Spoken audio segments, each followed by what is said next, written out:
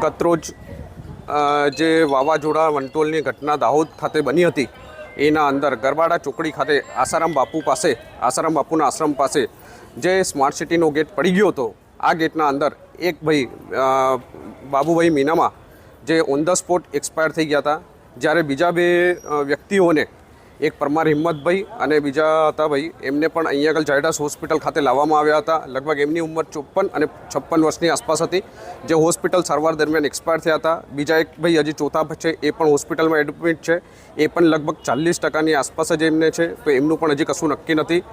Zydus hospital ખાતે એ ભાઈની સારવાર ચાલી રહી છે.